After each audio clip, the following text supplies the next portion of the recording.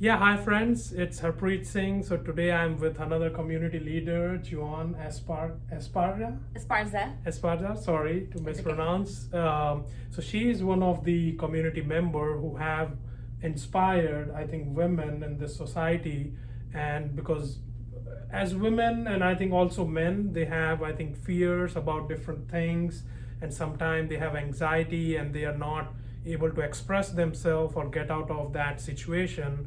So I think community members like her, they just provide that kind of content, and we will talk about her books. But I think she provides the encouragement which you need, and especially I think she also comes from middle class family.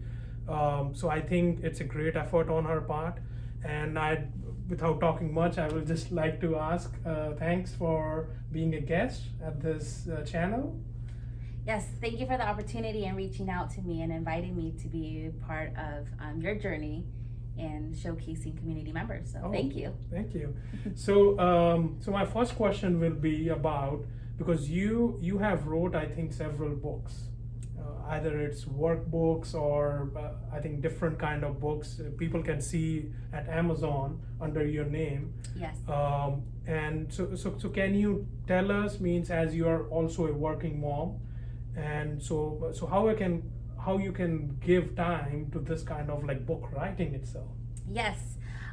Well, it actually started with journaling and writing, really what was on my heart.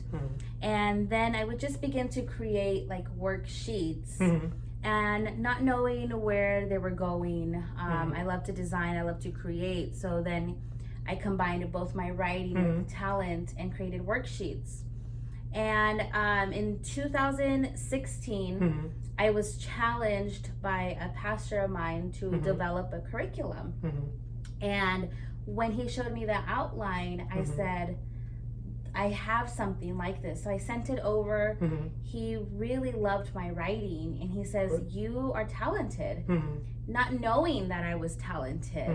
And so that's really how I began to have confidence in my writing skills. And I always wanted to write a book. And so I found as you mentioned, yes, I am a mother, I'm a wife as well. And on my lunch breaks, in the mornings after work, in between my breaks, waiting at a grocery line. Technology is so easy now where you can just access your Google Docs anywhere, and you can just continue wherever you left off. And one thing about writing is that just write whatever you're feeling, and later on come back to it, and then you'll be able to connect the dots.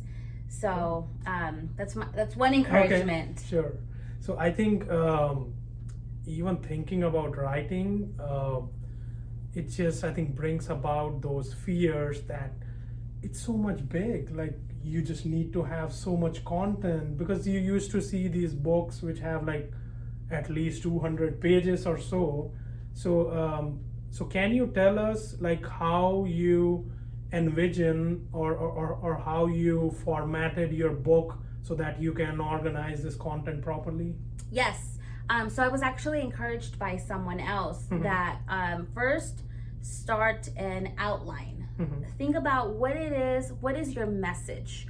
What do you want to send out to the world in that book, and the purpose of it? And then just your bullet points. And then from there, you continue to just write. I mean, it's this book, Discover Your True Worth, is actually about my journey and my story of how I discovered my true worth. So because it's a story of myself, then it was kind of easy to write my experience and my life. Good. I think so. This is your, I think, first book. Yes. So Discover Your True Worth is actually my first book. It's really how I pour out my heart to girls and women. And women are coming back to me saying that this book is helping them. It's inspiring them, and it's helping them overcome their fears and challenges to discover their worth. Because ultimately, all of our life experience, everything that we go through, learn, whether it's painful, whether it's success, that is part of our story, and it's our duty, it's our job to actually use that and share it with others. Because if you think about it, you know, we may get older and you think about it, it's like, why did I learn that? Who can I pass that on to, right? Yeah. And if you don't pass it on, then ultimately it goes to waste, right? Yes. Yeah. It just goes with you, and I think it's again it's hard for a normal person to still think about outlines and stuff, but I think you just need that real, I think, encouragement or some event happen in your life which have put, I think, behind you some force to just go through this, because it's a lot of stuff. And how much time it took you to write this book? Well, it actually took me about a year, but I did stop for a few months. Okay. And the reason that I stopped is because I was fearful. I doubted my ability to write or to write something good. And I actually share that in my book, that ultimately I came to a point where I said, you know what, this is good enough. This is what I have to offer, and whether you're going to accept it or not, this is me. This is what I have to offer. Sure. You have to be okay with that. Because that's the thing you want to show. I mean, it's not just for meeting some kind of a hobby. It's just the thing you like to do and is complete. Right. And also, I think with this book, you also have, I think, authored different like workbooks. Yes. On the Amazon, I think people can find on the Amazon. Yes. You can just look at your name again. Yeah. So Joanna Esparza, that's what you would just type in on Amazon, where you can find my books. Also, if you're local, I do pop up here and there with a little pop-up bookstore where you can buy my books. But I did begin to create goal-setting workbooks. I'm really big on writing things down, writing my goals down. So I have goal-setting workbooks. And when I finished Discover Your True Worth, ultimately, my passion is to reach girls. So I wrote a really small book for teen girls. That's great. Yes, called She Became Brave. And it's a book that you read in just 20 minutes, how to become bold, resilient, accepted, victorious, and educated in just 20 minutes. That's good, because usually books, because sometimes kids don't like to read big bulky books. Right. So Yes. it's, I think, good to have that teeny mini, I think, version of it which they can read and at least get that, I think, the main bullet points of your bigger book. Yeah. And so that the smaller book it's I think not a summary or outline. It's like kind of a different. It's a different approach. Okay. Yes. Okay. Yes. And I just wanted something encouraging for girls as well. That's good. So so I think you have started first a non-profit, which is She Becomes. Yes. And then you entered into book writing, and because you probably had got encouragement from people about your non-profit work. Can you tell us about how you thought about this She Become organization and what you do presently in that? Yes, absolutely. Well, She Became was formed for the reason that when I was a teenager, I did not know my worth. Again, it ties back into the book Discover Your True Worth. And not having much positive influences, though I did, and luckily I did. That was the reason I was able to make wiser and healthier choices in life. So now what She Became does, it offers a group mentoring, so it's personal and professional development for both girls and women. And now we focus on education, mentors, building community, and creating opportunities for both girls and women. And again, so our mess turns into our message. Our passion is what will lead us into our career, our calling in life. And that's exactly what I did. I followed my heart. I used my experiences, and I turned that, I molded that into a tool that I can use to impact others. So in my book, I share the journey of discovering my true worth, my voice, my power, and then how I used that and turned it into an organization, which is She Became now. And so So when you have started this organization, like how many years ago? Well, the journey actually started in 2015. It was actually when I had my second child. Oh. And I was on maternity leave, and there was just this emptiness inside that it's really difficult to explain, but I knew that something was missing in my life. So I went back to what was my heart telling me and what I wanted to do. And a major key part of that is getting involved with my community and getting involved with girls. So I actually started at Project Yes. It's another organization downtown that helps youth get employment. Okay.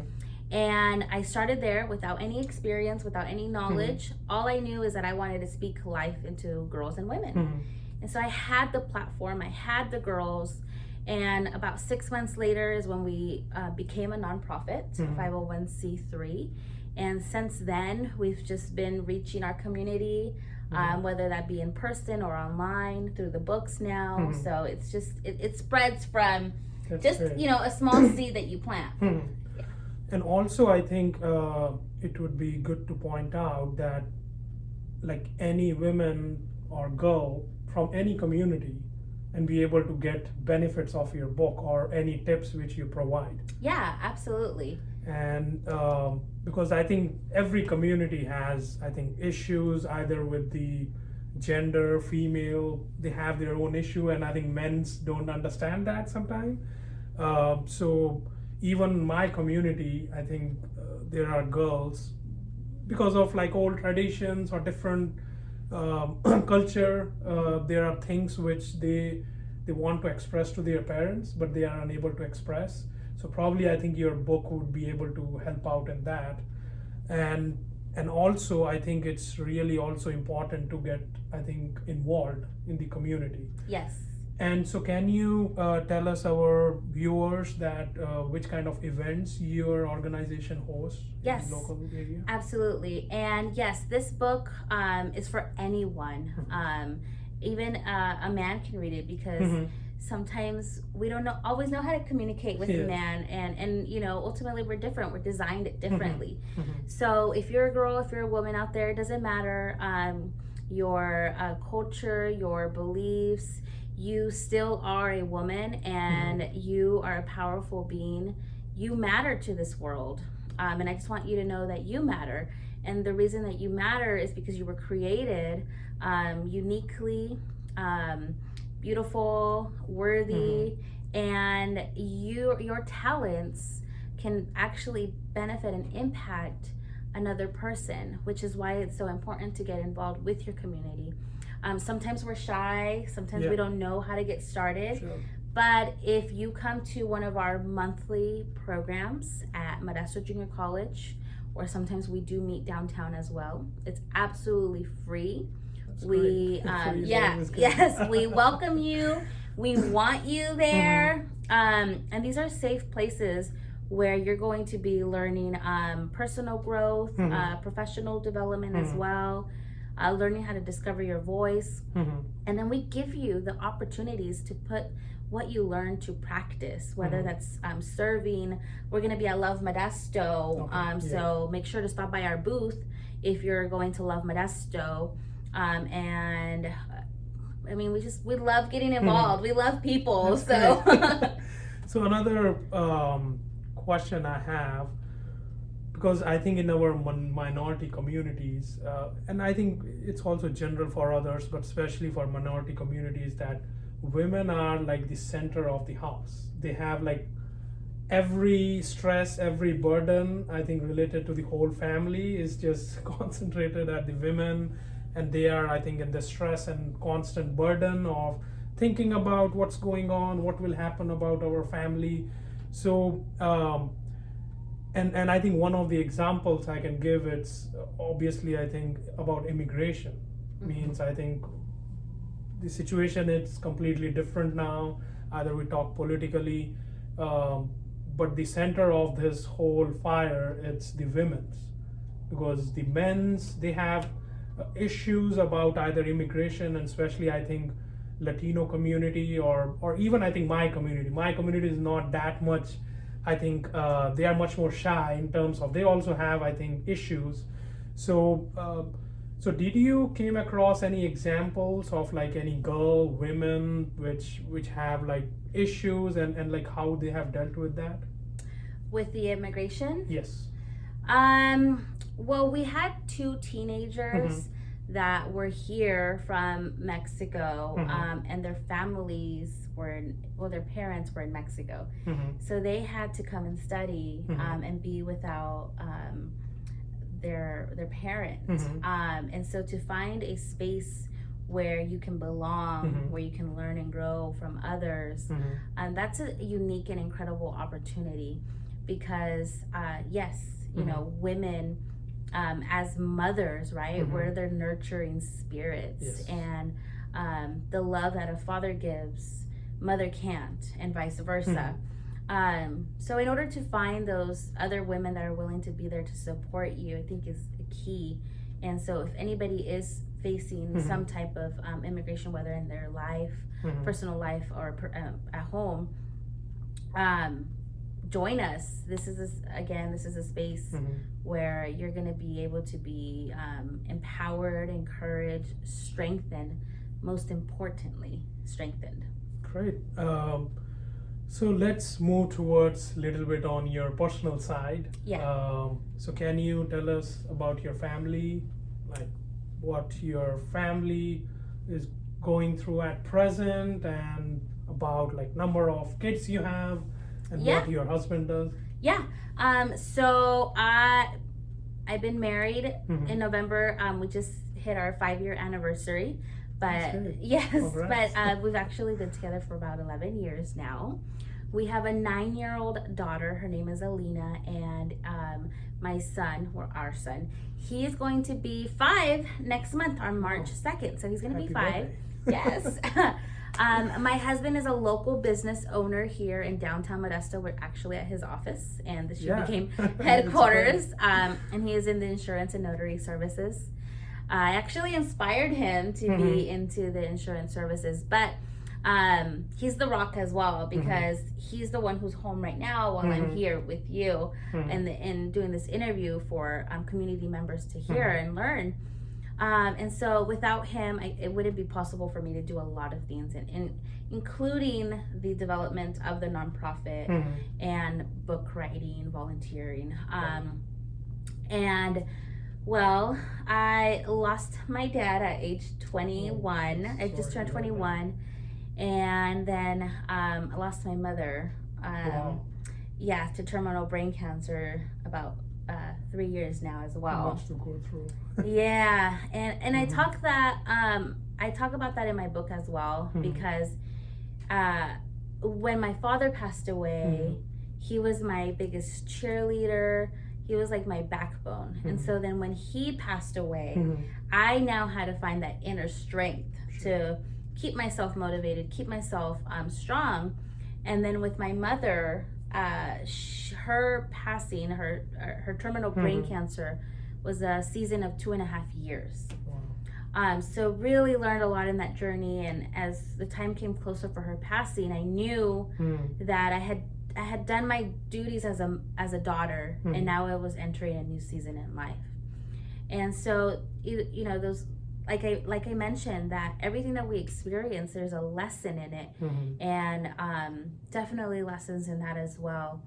And my sister is like the closest sibling that I have. She's all the way in Chico, so, and we talk a lot on the phone. Yeah.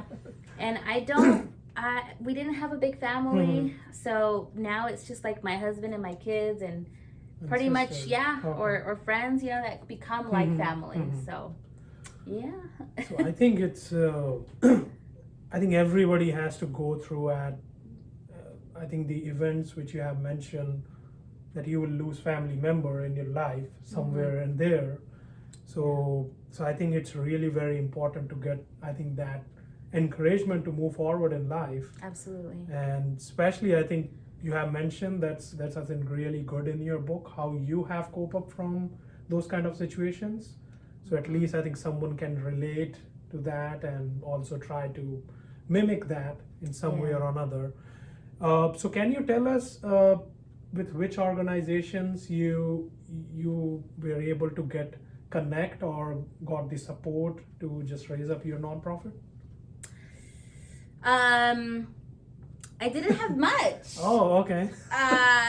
So it's still on, I think it's still on move. You know, at the beginning, who was really there when I was not a known community member, or I didn't have a long history of being involved with my community, Dustin Pack from Project Yes. He didn't care if I had experience or not. He didn't care if I had a name for the organization. What he knew is I had heart and I had a passion. And if it's something about passion is that you cannot teach someone to have passion. Sure.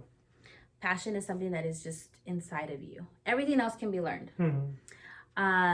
So he was a key person. The Mayor Ted, he fell in love with the vision. He helped me. He's actually shown up for me at certain events. Wow. To be there to support. And AAA has been a big help. AAA is my employer and a lot of my staff members. So, and learning corporate America and how to integrate that with the nonprofit as well. And also the California Hispanic Chamber. Yes, they have been help with Christine. Great. She's always been there if I had questions on how to navigate something. She's always there to guide me through those leadership decisions that I had to make as well. Yeah, and those were like at the beginning, and now I've had more support. Yeah, but at the beginning it was a little tough. So we were talking about the people in the community, which these kind of people like Christine, they need to be there so that people like you can, I think, build up these kind of projects which you have dreamed of and imagined. So my last question would be that how much time you have to spend on these kind of projects, because you are already doing a corporate job, and I think most of your day is just spent on that. So how much time you spend on these kind of things? Well, I do want to add a little piece of encouragement if I can, and that is, if you don't know where to start, or if you don't know anyone, or per se that you're not involved in the community just yet, don't let that discourage you, because sometimes it just takes time to build. And if you want a strong foundation, then that's going to take time. And that was one of my biggest lessons, is I want it now, but unfortunately things don't happen now. Sure. So it takes a lot of work. It takes hours. I mean, it's like having 2 full-time jobs. Wow. And then learning how to manage home as well. But ultimately, I do know that this hard work is going to pay off, and that I will no longer be at my corporate job. I'm not sure on the time. I'm still trying to figure that out. But I know that's, I think, a big decision. Yes. Ultimately, you have to take after some time. Right. And you know what? It could be this year. It could be next year. I know that I'm getting closer to it. But at the growth that we're experiencing now, it is getting more difficult to handle both and balance that, which is also why you need a team. And the team is going to ultimately help you, support you, because there is no I in the team. So it's we, and how could we move forward? So wherever you're at, whether it's 2 or 3 people, because that's how we started. It was a small team of 3 figuring out a lot of things. And I believe now we have a lot more community members, mentors, people around you that can help you and want to support you. So that's great. And thanks again for being a guest, and best of luck for your, I think, future organization. So you would be able to inspire more and more women and just bring them out of the fear of, I think, different situation happening with the life. Thanks you again. Yeah.